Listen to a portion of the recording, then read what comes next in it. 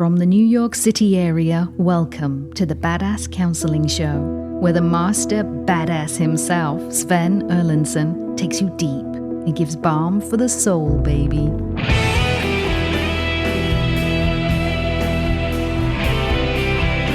Yeah, baby. Come on now.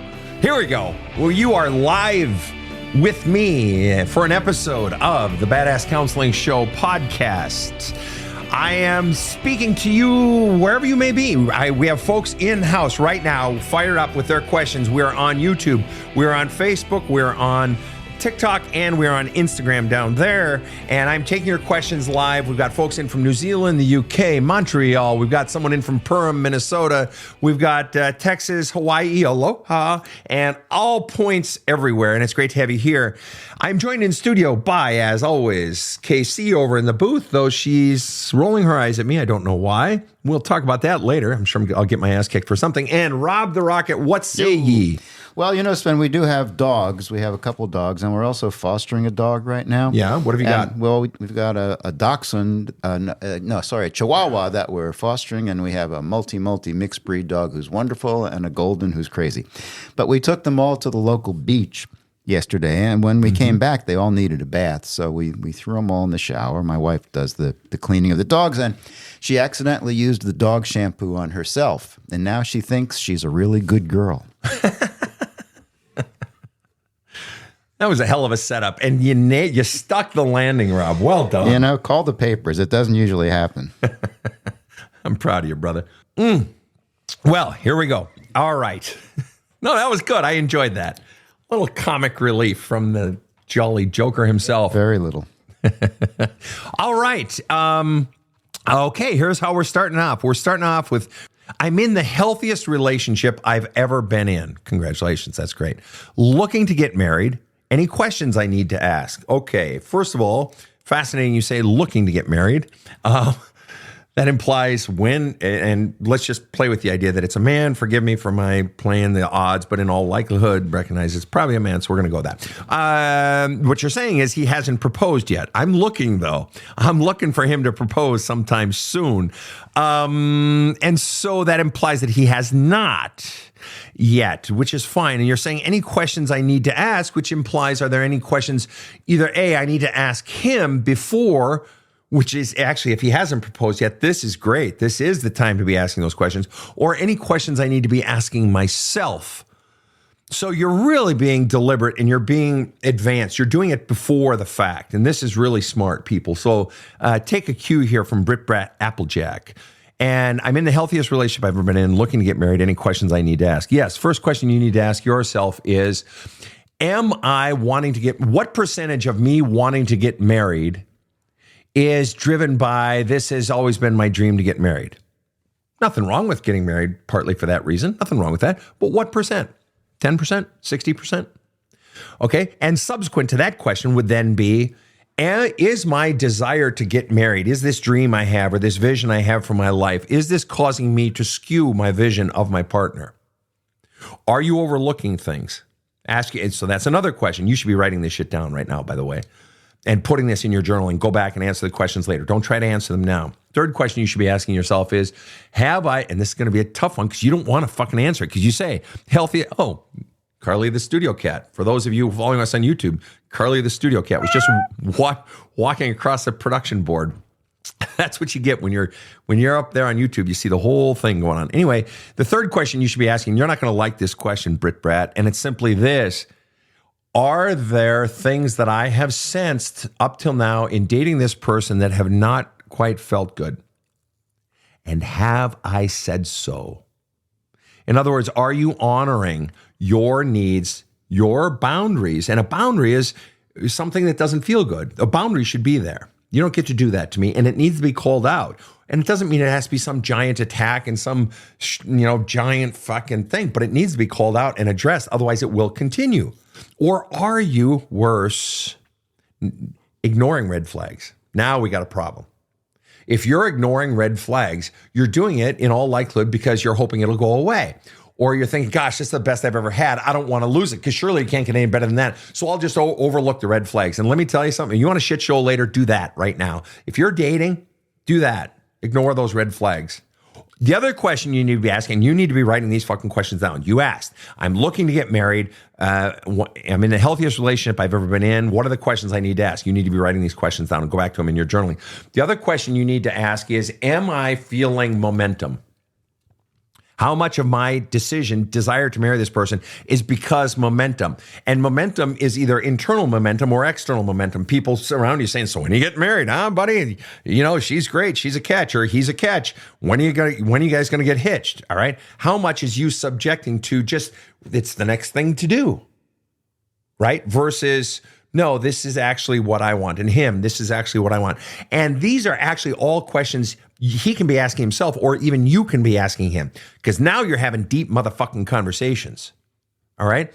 You also need to be looking for deviations of pattern in yourself and in him. Now, it's easier to look at deviations from pattern in the other person. Have they deviated? Have they changed? And you would have noticed it. Something's off. Something's different. You're not as this as you used to be. You're more this than you ever were before. What is it? And if it's in the other person, bring it up. And don't shy away from a conversation because you fear losing this person because, gee, they're the best I've ever had. And I really, really, really want it.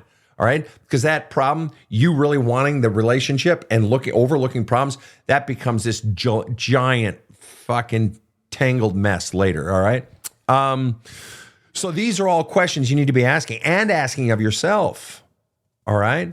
And also, what role does my mother, what role does my father, or whoever raised you, what role are they playing in my present relationship?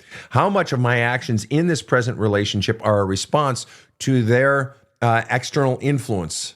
How am I acting in this relationship as a result of my childhood? Now, this is the really deep shit you should be asking before any significant relationship is, have you done the self-work on you, or am I still just sort of a living reaction to what I was raised to be? Am I just sort of living on autopilot, or have I purged all of the demons from my past? Have I actually gone in? And all of the behavior patterns that I have today, what percentage of those are what I actually am, and what percent are conditioned by where I came from? And I know you're thinking right now, oh, shit, I wish I hadn't asked that question of what questions I should be asking, because this is the stuff, especially if you're thinking about having kids. If you ain't asking these questions now, especially your work on yourself about your own childhood and healing, your demons, purging your demons and healing your past from your own childhood.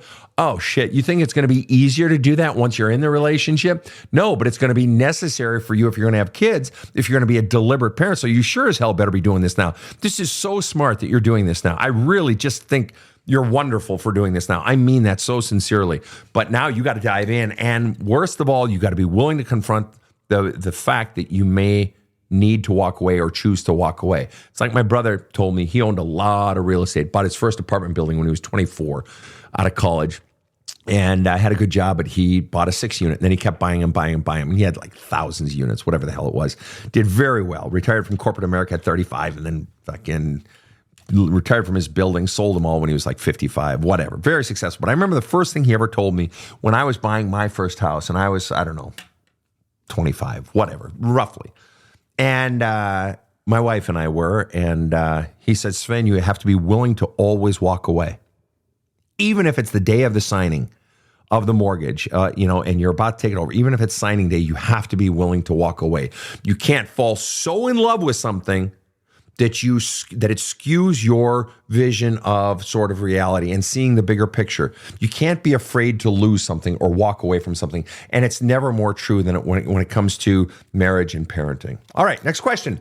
What have you got, Fine Humans? That was a great one. I like that one.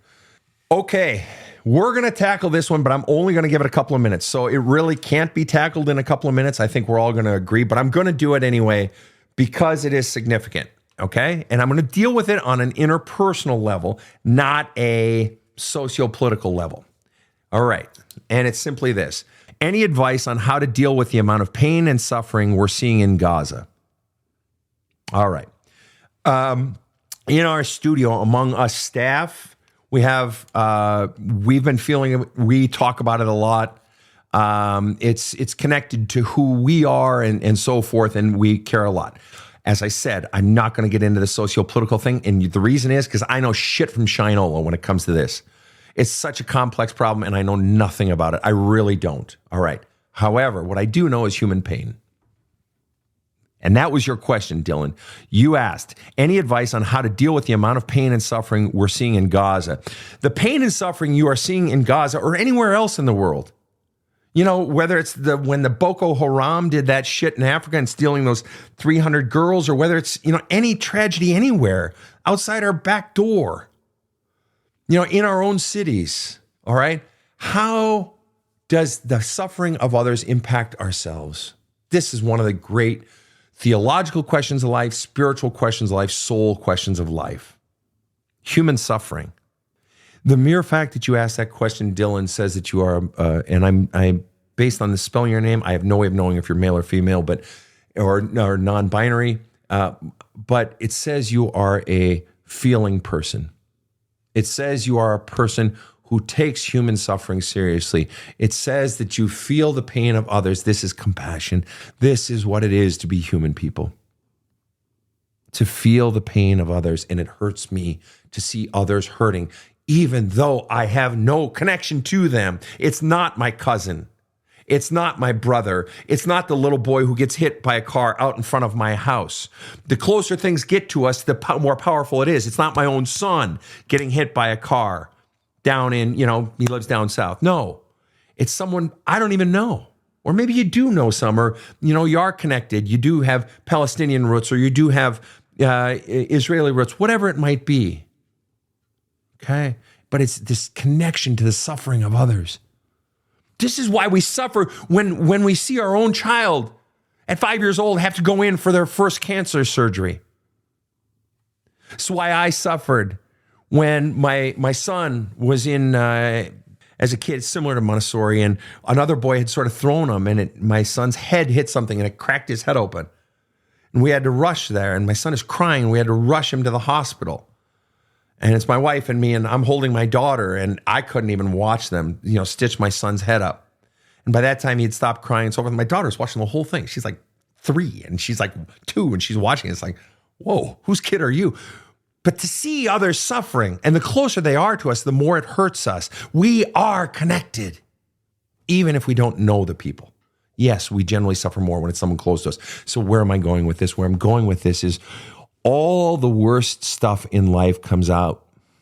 We do the worst things in life, whether it's in your marriage, whether it's in your parenting, whether it's how you treat your subordinates, whether it's how you treat your friends, whether it's how you are treated. We do the worst stuff in life when our own pain that we feel consumes us.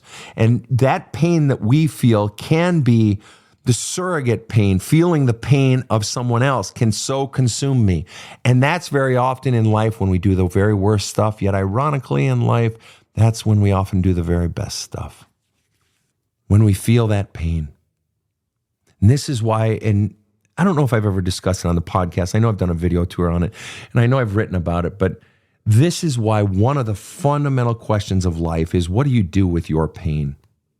If you're just stuffing it down, it's going to spill out. We filmed a couple of podcast counseling episodes earlier, and I had someone on earlier today, Kaya, and she talks about a lifetime of pain and how she was treating the people around her very poorly, lashing out and shutting down. What she was doing with her pain was lashing back. And sometimes we have to do that in order to protect ourselves from a pain source, granted. But it's a question of, what do you do with your pain? All of my work is about this, people. What are you doing with your pain? You know me, flush it out. I mean, if you're not sick of hearing me say that by now, you're going to be. All right? Flush it out, purging it, getting the pain out, journaling and counseling and other methods. Getting it out. Why? Because when it's inside us, it festers. It's like when, the human body goes into sepsis, right? In your colon. And I know very little about the human body, but right? You can't go potty, and then it all backs up, and then it gets fucking toxic inside of you. It's the same stuff with soul pain, with feeling the pain of others. So back to your question, Dylan, any advice on how to deal with the amount of pain and suffering we're seeing in Gaza? Get your pain out. In healthy ways, get your pain out. Allow the flushing. Allow yourself to talk about it with others in your journaling. Get it out, because if you don't, it will not only chew you up, but you'll begin to contribute to the pain in life by hurting others. And that's what this is. This is a cancer that is metastasized so great that it's people hurting people from centuries and centuries, millennia of pain. And we have to be committed. In my little corner of the world, in New York City area, I have to be committed to alleviating the world's pain in the ways that I can. As Mahatma Gandhi said, be the change you hope to see in the world. Do it where you are, but heal yourself, and thereby, and as it comes in, as more stuff is getting dumped into your love cup, you have to be purging that pain so that you are a source of love and compassion with your pain, not a source of furthering the pain in the world. Rob, go ahead. I note that Dylan did not mention the pain anywhere else in the world, and we do feel a horror at the pain and suffering in Gaza. But we should also understand that Israelis don't feel safe in their own homes and have nowhere else to go. And so we should understand that it's pretty much everywhere. Indeed, indeed. And that was my point in referencing Boko Haram and tragedies going on everywhere. You know, where's the latest school being shot up in the United States, you know, and all this crap that goes on in our country, you know, and that it is everywhere. That's my point. It is outside our door. And to your point, Israelis in the United States are under, you know, Jewish folk in the United States are under attack and so on and so forth. And Palestinians, they have their own, you know, griefs around the world as well, wherever they may be scattered in their own sort of diaspora. All right, next question. And that was a good question. A hard one for all of us, but a good question. And what am I doing with my pain in life, right? And that can be childhood pain as well as pain I'm taking in because of world events, but it's especially that stuff and my relationship pain. Am I flushing it out? Am I getting better? Okay. Is it normal that I'm not over the physical abuse after 2 years? Oh, yeah. Oh, yeah. Now, you don't indicate whether that is physical abuse from an adult relationship with a sort of a spouse or boyfriend, girlfriend, something like that, or whether it's physical abuse from your childhood. No, I mean, that's quite normal. I mean, physical abuse, any sort of abuse is profoundly impacting, and it sends messages deep. And so for you to not be over it, yes. And please also understand that the rate, the velocity that you get over or get through, as it were, recovery from abuse is dependent upon how deep you go into it. First of all, not just are you, crying and so forth, but are you journaling out your feelings? Are you writing out or talking with your therapist and going deep? What was really going on inside of me? What were the real feelings I was feeling? Am I welcoming those feelings up now? Am I allowing myself to purge those feelings out? It's the deeper you go, the quicker the healing comes. All right. And very often, especially when it comes to abuse, we don't want to go into it. We don't want to feel those feelings. We don't want to remember the memories that have emotional charges attached to them. But that's precisely where the healing comes from. And the length of that healing, the amount of time it's all with you and you're still feeling it, gets protracted, gets extended based on my unwillingness to go in and feel and allow myself to experience those emotional charges and release those emotional charges. So it's really up to you. Do you want to go into it? All right. Oh, gosh, I got to take this one. We've got another fiancé type question, except this one, they're actually affianced. It's not, I'm hoping you will get married, but this one is actual. My fiancé is cheating with escorts. He doesn't know I know. What do I do? Well, I'm taking it just because the occasional cheating question is always mildly entertaining and horribly tragic. But you say cheating, ongoing, verb, and with escorts, plural. So you didn't say it was a one-off. I found out he cheated with me once. No, this is an ongoing thing. And and he doesn't know you know, which you are in the motherfucking catbird seat if he doesn't know. So I'm going to be tactical here. I don't like doing this, but I'm going to do it. You hold off basically as long as possible before you bring it up. You assemble a strategy for how you're going to bring it up. You gather as much motherfucking evidence as you possibly can. Screenshots, fucking copies of phone records, fucking even have them followed or hire a private investigator to take pictures. You get hotel records, as much evidence as you possibly can. Do you want to know why? Because the second you bring it up, it's going to go into full-on denial, and he's going to shut, if he's smart, which he can't be that smart if he's leaving all these loose ends, he's going to shut down completely. And you will not have the opportunity later to gather the evidence you're going to need Now, the mere fact that you have the evidence, he's cheating, he doesn't know I know. The mere fact you're saying, what do I do, says that you haven't left yet. So him cheating ongoing with escorts, plural, isn't reason enough for you to leave, is what you're saying. Now, think about that. I know he's cheating. It's ongoing. He's done it multiple times, and I still don't know what to do. And my question to you, if you and I were just kicking back, having beers, my question to you would be, how much evidence do you need? How bad does something have to get before you walk away? How badly does someone have to absolutely blow the shit out of our trust before you walk away? What does it say that you haven't walked away? And I'm not disparaging you at all. I'm trying to get down to what the hell is really going on inside of you. Do you so desperately want him that you're willing to not walk away yet? That it's happened multiple times that you didn't stop when you found out about the first one? Or maybe you found out about all of them at the end. That's possible. But why are you still asking yourself what to do? I'm willing to bet that there are some insecurities inside of you, fears inside of you, potentially of, gee, I'll never find someone like this again. Well, hopefully you don't find someone like this again who, cheats on you like that. But you know what I mean, the good part, right? That when he's good, he's good. When he's cheating, he's, not quite so good. But no, there are insecurities and fears and shit you've been taught about yourself going on inside of you. Because if somebody cheats on you multiple times and you're still with them, it's about shit going on inside of you that is causing you to stay. And you need to dive into that shit. And I would recommend, honestly, writing him a few letters that you don't send before you ever confront him. Start flushing out as much of your fucking rage and sense of betrayal and disappointment and anger and sadness now. Do you want to know why? Because the more you purge yourself of all the strong emotion, the clearer you're going to be when you get into attack mode. And you're going to have to go into that because he's going to go into run mode. He's not going to fucking admit it, at least not at the beginning. That's why you need all the evidence. But also, in the end, I would ask you, why are you staying? For what possible reason?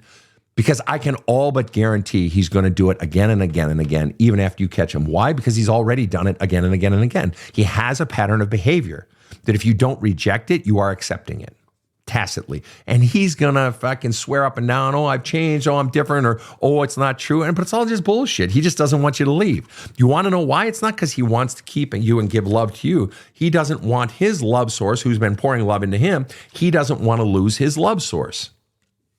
So he's going to change now after cheating on you, and not just once, after cheating on you multiple times. This is the ugly part. He doesn't fucking care about you. Regardless of what his mouth is saying, he does not care. He doesn't give a shit. He is fucking using you. And he's using them. It's like, I want to get as many sources as possible pouring love into my love cup. And I'm willing to use you while simultaneously claiming to love you and that I'm innocent and I'm a sweet guy. This is a deceptive motherfucker. I wouldn't marry him, but it's your life. You do what you want. The reason you're still in it, though, is you got shit going on inside of you, what you are conditioned to feel and believe about your worth. That's what's causing you to still stay in this fucking equation. I'm not trying to be a jerk. I'm just trying to tell you that, I've written a book, 2-volume book on infidelity, and I've counseled thousands, and I've cheated, I've been cheated on, I've seen it from all aspects personally of the equation. I'm telling you, this is what's going on. You don't want to get into a relationship. You want to know why? The last thing before we jump to a break, it's simply this, that when I'm working with clients where they're having marriage problems, one of the things I ask them, or usually it's an individual because I don't take them together, at least not at start, never, ever, just a flying shit show of slinging mud at each other. I always take them separately.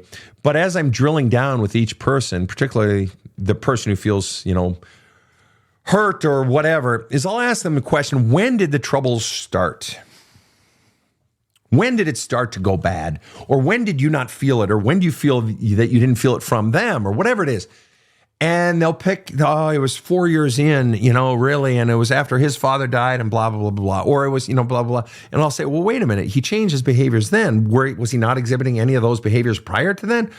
And she'll say, well, yeah, I guess it was a few years prior to then. And then we're drilling down. And I'm like, so there were none. So all of these, behaviors started small when you got married. There was no evidence of that before. And when we drill down and drill down and drill down, you want to know what we almost always find, or very often, let's say it that way. What we very often find is that the patterns existed before the wedding. Now, some people change right after the wedding, granted, but the patterns had started. They felt it or they saw it before the wedding. So you're in that position right now. You are affianced, which is such a fun word to say. You are fiancés. And you're seeing it already. If you don't shut this shit down, you are so supremely fucked later. All right, much more to come right after this short break. What are the aspects of yourself that you've still not made peace with? What is the single biggest core belief that is harming your life? Do you truly know the voice of your soul? These are just 3 of the hundreds of self-led questions that Sven has carefully curated for you to dive deep and pull up your most authentic self. Badass Wisdom on paperback is out November 20th. The audiobook is available now on badasscounseling.com. This show provides soul counseling intended to entertain and inform and is not medical advice.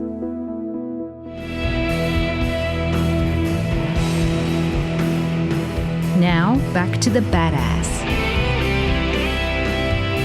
We are back and we are getting after it in a lightning round. And if you have not read it yet, my book, There's a Hole in My Love Cup, is the one that is changing lives around the world. And we're really proud of it, but more importantly, we're happy that people are healing as a result. You can get it on audiobook and ebook and paperback at badasscounseling.com. And my new book came out recently, Badass Wisdom, available on badasscounseling.com. Carly, the studio cat, just jumped off of Rob's lap. Rob clearly had more important things to do than producing this show because Carly comes first in this studio. All right. What say ye, Rob?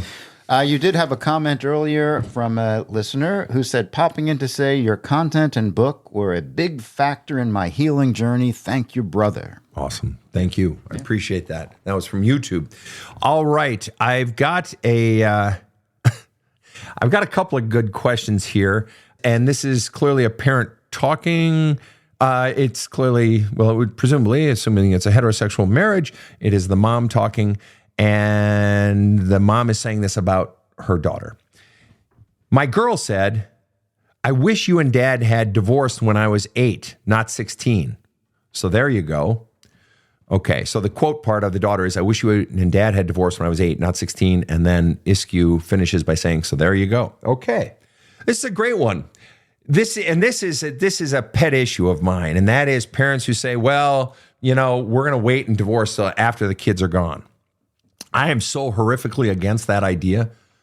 I am of the belief that if you know you're at the point in a relationship where you've tried and tried and tried, it cannot be saved, solved, and you've both tried, or one person has tried and the other person isn't interested in trying, whatever it is. If you reach a point where you already know this relationship sucks so bad, I want to get a divorce, please get it now when your kids are younger. And you're like, that's madness. I'm like, no. You want to know why? Because if you wait until your kid is off to college or your last kid is finally out of the house, you're fundamentally then going to tell them. And I've had people get this news.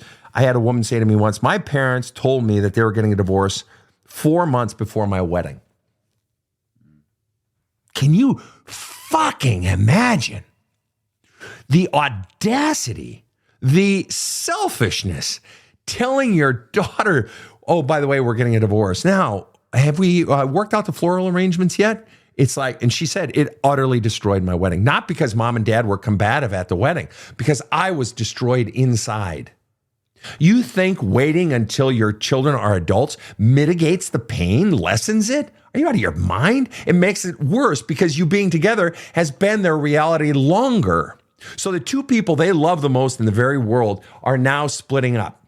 Not only is that painful, it's so destabilizing.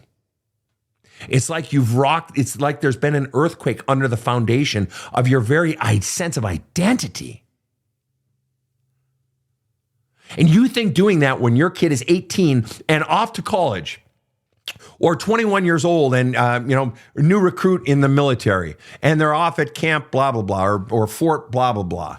And you think telling them then that you're getting a divorce is a great idea? Yeah, genius. That's a brilliant fucking idea. When he's surrounded by his knucklehead friends who have no, they like him. Maybe they love each other as brothers, but they don't have any fucking skills to help him or her. Right? So rather than doing it now when the child is young and is surrounded by a family of love or surrounded by, schoolmates and has patterns in place and teachers that care or whatever it might be, when there are resources to normalize, to keep that child in their ritual, which can be its own sense of comfort, and to bring counseling and to bring healing to this child, somehow it's worse to do it now when they have the resources and they're surrounded by love now than to do it when they're 18 or 24 and they should be spreading their wings at full wingspan. They should be beginning to fly. And you're going to put this giant fucking boulder of this immense pain into that bag on their back. Oh, yeah, that's a great idea. No. Do it sooner. If you know, do it sooner. And you want to know why? And it's not even how they're going to react to it. Do it sooner. You want to know why? Because everything that you are teaching them by staying in a shitty relationship, I mean, let's admit it, it's shitty. Otherwise, you wouldn't be getting a divorce. So that's a foregone conclusion. You staying in a shitty relationship means that, let's say you realize that in this person asked the question or made the statement, my girl came to me and said, I wish you and dad had divorced when I was 8, not 16. Okay. What you're teaching that child. So let's say your oldest child is 8. And you realize, we've been struggling for years. There's research out there that says most couples don't even go to therapy to begin therapy if they're having troubles in their marriage until they've been having those troubles for 6 years on average.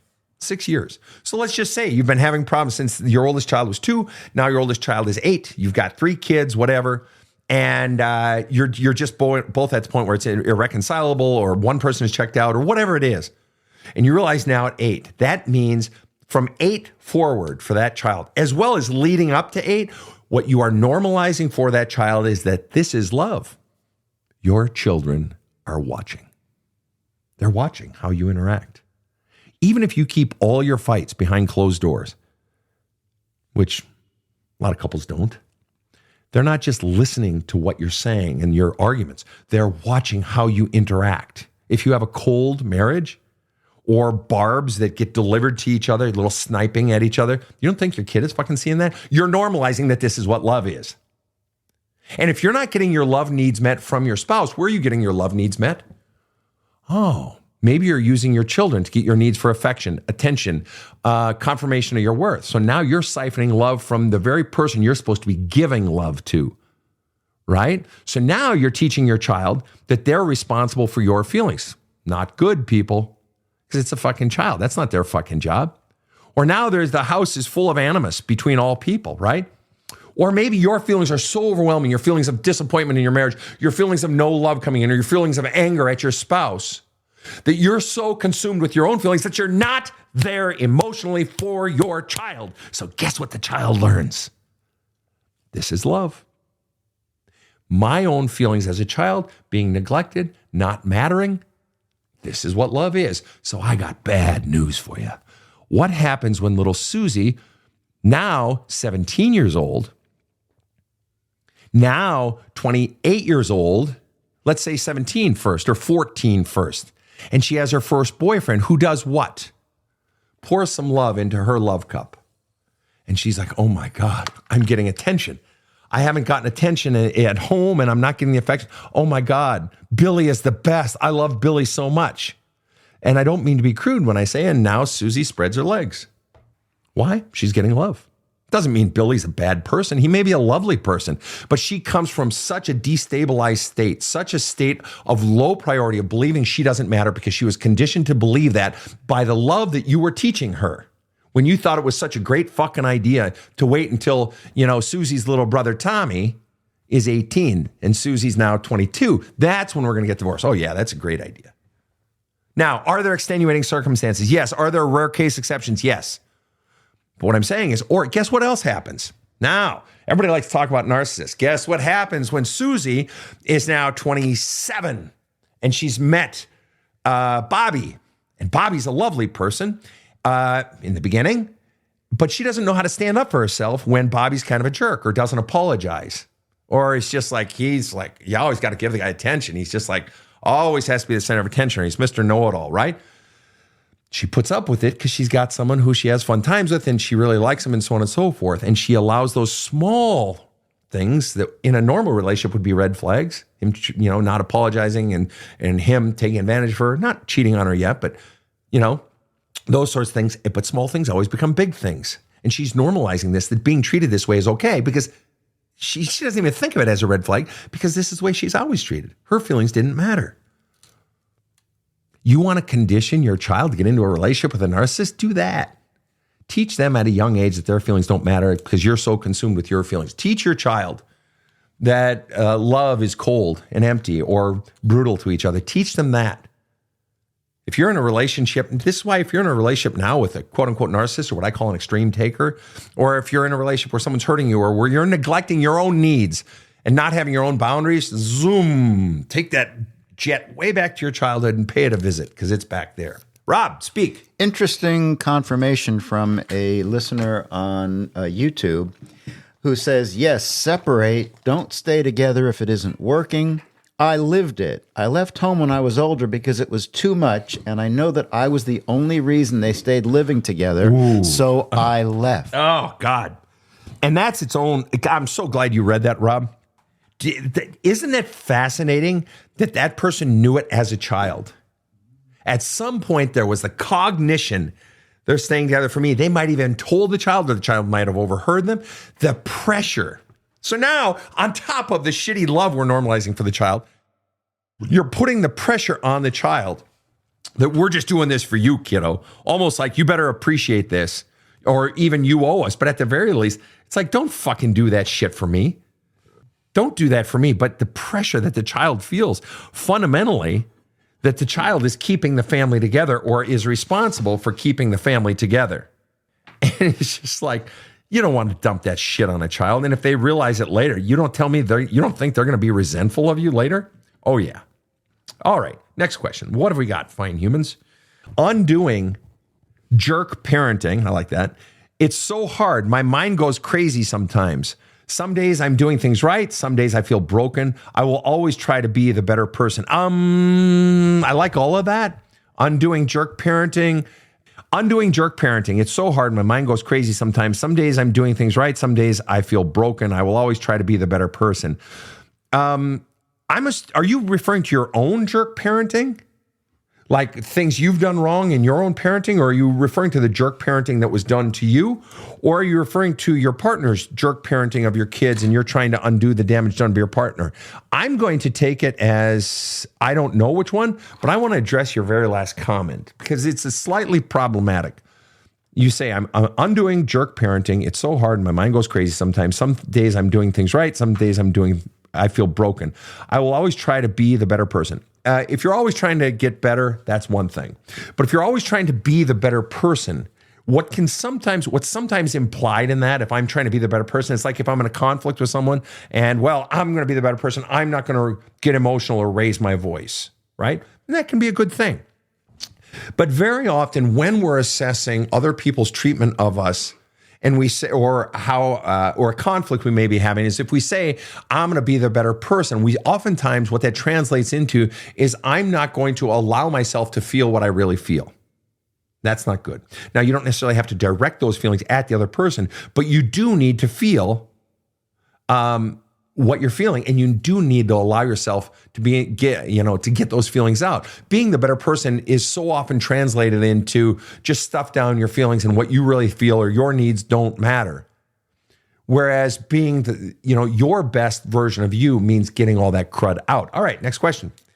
All right, good to have you guys back here on TikTok. I got a good one, I think. All right, from YouTube? From YouTube, yeah. All right, go ahead. Hi, Sven. My 5-year-old son was just diagnosed with autism. My 8-year-old daughter is struggling with jealousy of him. How do I help her to guide her through this? Right. And I'm going to presume, but I have to do it because all I have is that one sentence. I'm going to presume that the jealousy that the daughter is feeling is not because she wants autism too, but she's jealous of the attention her brother is getting. It's funny, I actually bring that up in my book, There's a Hole in My Love Cup. I have a chapter on the golden child, and what I talk about in the situation of a golden child is that not just, struggling with a sibling who's a golden child, but struggling with being a golden child, which is its own set of problems because you're not being authentic either. You're just being who they want you to be. But also the special needs child. being the sibling of a special needs child, and how that comes with its own set of challenges, because you love your sibling. You love your sibling, of course, but you feel, as your person brings up in the question, you feel guilty for feeling mad at them, feeling hurt that you're not getting the attention. I feel so selfish that I'm not getting more attention.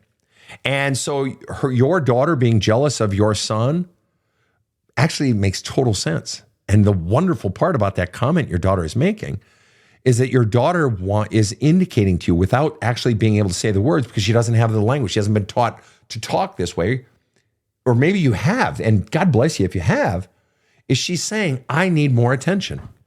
He's getting all of this attention. He's getting special treatment. He's getting special treatment. I want special treatment. So guess what you have to do? You have to change your parenting of your daughter. You're changing your parenting of your son. Change your parenting of your daughter. Now you have to be extra deliberate about making special times for just your daughter. That's the price. That's the price. Otherwise, I guarantee, as sure as the sun rises in the east and I have a proboscis on the end of my face, I guarantee her bitterness will grow, and her sense of hurt and her sense of not mattering and her feelings not feeling heard. This is where it starts, right here, right here. You have a life decision to make. You are about to impact her adulthood, her life now as a child, and her adulthood, positively or negatively. Do you hear what she is saying? Are you listening to your child? Or it's just like, oh, no, it's fine, honey. You'll be fine. Oh, we love you too. No. If your autistic son, which demands more attention, just does, and different types of attention, you change your parenting style when you have a disabled child or a child with a disease or a child with special needs. You have to change your parenting, which means, again, you have to change your parenting toward the non-disabled or the one without that. Why? So that they feel just as important. And is it hard? Fucking A right. You're absolutely right it is. Yes, it's hard. Welcome to parenting. Or, as they say, welcome to the NFL. It's just hard. And you have to. You have no choice. You have to. All right, next question. We're going to take just a couple of more, and then we're going to call it a day. All right. That was a good one, Rob. Thanks for sharing that one from YouTube. Certainly. Yes. Well, Chantel throws in. Chantel is back, but with a different comment, offering her 2 cents on the daughter, saying, asking open-ended questions to the children to help them to open up. Yeah, asking open-ended questions, such as just saying something like, so tell me about that. Tell me about what's going on inside of you, or how does that feel? Versus a yes-no question. Does that hurt? Yes. Okay, well, that's the end of that conversation. Just let them talk. Let them flush it out, and don't rush to fixing them. As Rob educated all of us in one show, he says, ask your kid in all situations, do you want to be heard, helped, or hugged? And if they want to be heard, then just shut the fuck up. Don't try to fix them. All right? They need to really feel heard. Occasionally you can offer suggestions, but no pressure to, and it shouldn't always be the suggestions. You have to become aware in your own self of how the anxiety rising up inside of you when your child is hurting, and you have to be able to purge your own anxiety in your own time so that your anxiety doesn't start to command the situation when you're allowing the child to feel their anxiety and fears. Because if your own anxieties go and start to tumble around inside of you, and it's like it gets louder, and my own feelings are getting so big. I don't like seeing my child in pain. I don't like seeing my child hurting. I can't handle it. You're going to take over, and you're going to steamroll right over that child. Whereas if in your own time you're able to flush out all of your own feelings, that means when your child is going through that hard time, you're able to be present, calm, and there for the child, without the need to fix, but just allowing the child to flush out all their feelings and saying things like, wow, I can see how that really hurts. And tell me some more. And what's the hardest part? And that makes total sense. And it's going to be okay. And what would you recommend? What would feel good for you for us to change this situation? Things like that. All right. Next question. Jesse asks, heard, helped, and what was the other one? Heard, helped, or hugged? Sometimes in life we just want to hug. We don't even want to talk. Sometimes we want to talk it out. Sometimes we want to help me find a fix. Rob? Works for kids and adults. And especially adults. I agree. And my girlfriend and I, we use that. Heard, helped, or hugged. And I'll tell her, I need to be heard. And she ran a big company and so forth. And sometimes she'll go right into fix it mode anyway. And I'm like, honey, heard. And she'll be like, oh, I'm sorry. But I make the mistake too. So I'm in no way disparaging her. All right. Rob? I got a good short question here that sometimes has occurred to me. Lay it on me, moo cow. Where is the line between healthy selfishness and narcissism? Yeah. Yeah. We actually addressed this in our show earlier with Greg. Between healthy selfishness and narcissism. And so I'm going to tell you what I told Greg when we were taping that episode. And it's simply this. In my book, There's a Hole in My Love Cup, I actually show you an exercise, and it comes with a drawing that I did myself, which is clearly the excellent work of a 7-year-old. And I just take a line, just draw a line, and at one end of that, or a ray, as it were, segment, as it were, at one end, write the words extreme selfishness, and at the other end, write extreme selflessness. Okay? And so many people, as I was explaining on the other show, so many people are way over here on the extreme selfless, right? They do everything for everyone else. So it's all about, these are the extreme givers. These are the people pleasers. They do everything for everyone else. And the problem, and then there are other people at the other end. It's all about me. It's all about me. Me. Oh, look at me. I'm so pretty. That episode of Seinfeld with the fur coat and the landlord. Anyway, great episode. But the people pleasers, the one is, they're totally selfless. Anytime they do a little bit of thing that is for themselves, it's nowhere near even halfway between selfish and selfless. Just a little bit, an inch or two. People who are around them say, oh my God, you're so selfish. Because they've been conditioned to always get from them, get. So now when that selfless person takes for themselves, it's like, oh, what's wrong with you? You're so selfish. Oh my God. God, don't you embarrass yourself? You're so selfish. When they're never selfish, they're like always selfless. They need to be more selfish, so to speak. They're nowhere near even halfway. On the other end, the person that's always selfish, when, it's always about them. So when they do one little thing or a few little things that are in the direction of being more selfless, they're like, I am Jesus the Christ. Look at how selfless I am. And it's a fucking joke because it's like, no, you're a dick. Oh, you do one thing and now that just wipes away all your dickheadedness? No. God, you're annoying, right? So, but what's interesting is if you're very selfless, to become what some people would say is more selfish, you're not even halfway. And life is really it's not even about finding a center point. It's the fact that we're constantly toggling and moving and flowing between selfish and selfless. And maybe on the whole, by the end of life, on the balance, maybe is right around 50%. But the bottom line is there are days when I'm uber self-protective. I am so selfish. I don't let anyone in. I just need me time. I need my alone time. Or I don't want, my girlfriend and I, it's every time it's like, well, what do you want to do tonight? Well, what do you want to do? What do you want to do? And there are times like last night I said, well, I want to go to, XYZ restaurant. She's like, cool, let's go.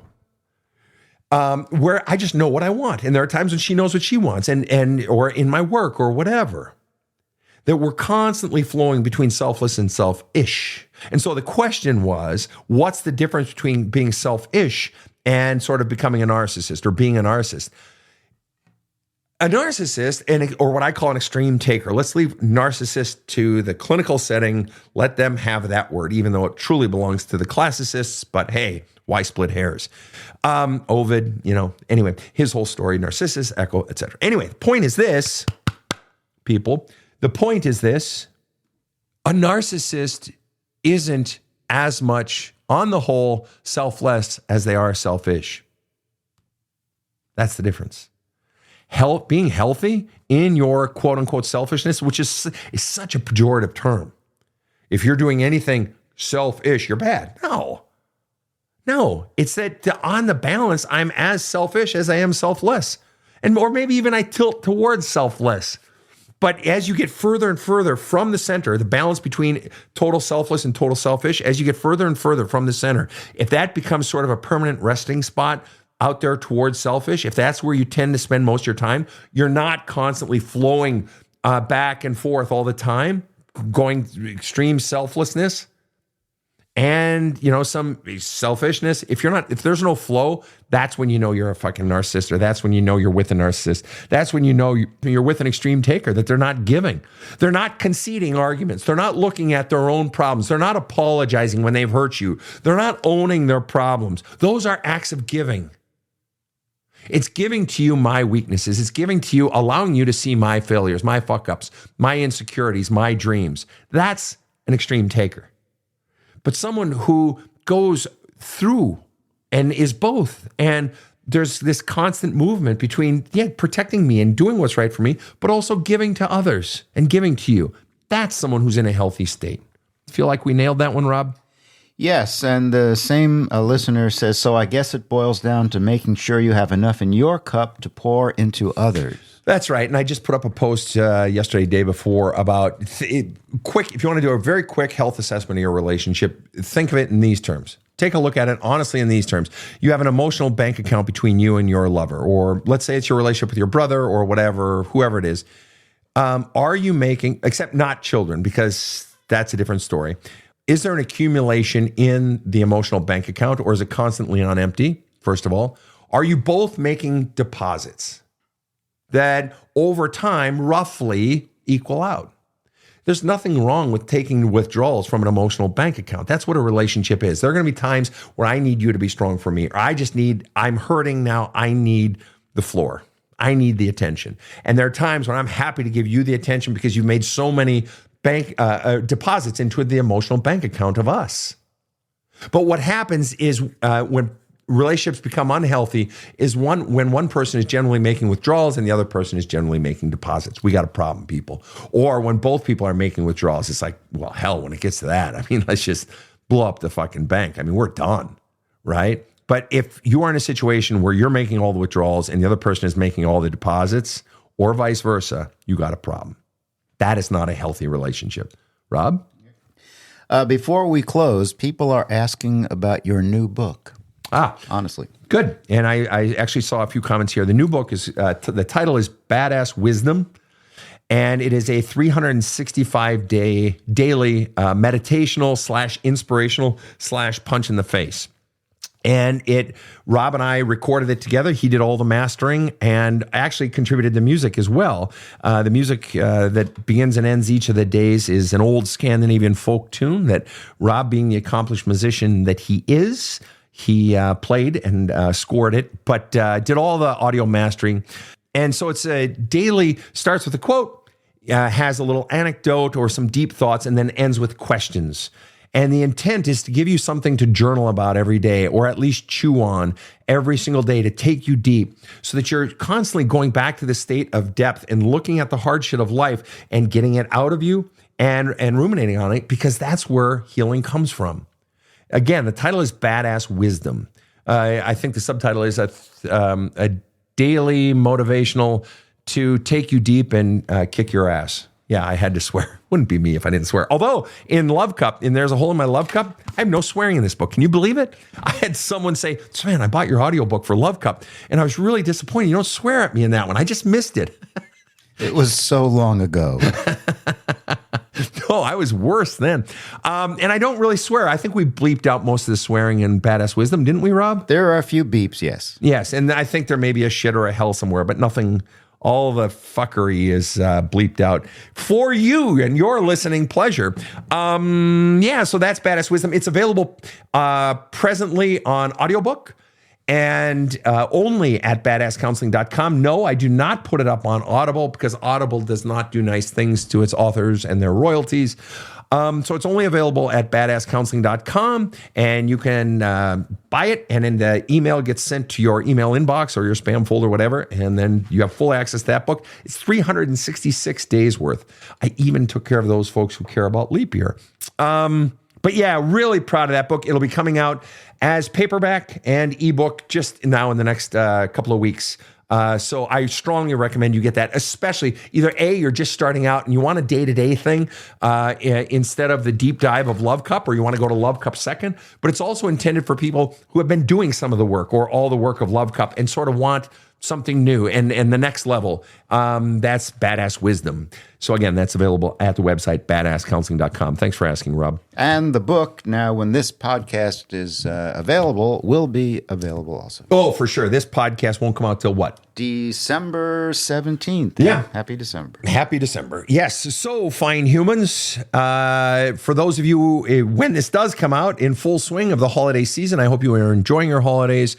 We've got and for those of you in real time now, we've got on my website, if you subscribe to my website, I've got about a long article coming out on how to deal with grief and family and pain during the holidays, the inner shit that is unique to holiday season, and how to survive the holidays, even thrive and enjoy the holidays when you're dealing with all that the holidays maybe bring up for you. My mother died right in the middle of the holiday season, and so that brings some things up in our home. On behalf of my fine team of KC, who looks like she's ready for a nap. She works harder than all of us, except Rob. And on behalf of Rob, any thoughts, any closing thoughts on today? I think we covered it. Somehow we got through it. Somehow I got through it. You always get through it. Well, you always fix the tech. So the tech shit, that doesn't worry me one bit. More or less, I do, yes. Yes. And so, with that being said, to everyone tuning in from Angola to Austria, Australia, Austin, Minnesota, home of the Hormel meatpacking plant, I wish you all have a kick-ass day. The Badass Counseling Show is strictly copyrighted. No copies may be made without the express written consent of the Badass Counseling Show, LLC. The Badass Counseling Show is produced by Karen Camparelli and Robert H. Friedman. Executive producer Sven Erlandson. Original music by two-time Emmy Award-winning composer Trevor Morris. Have a kick-ass day.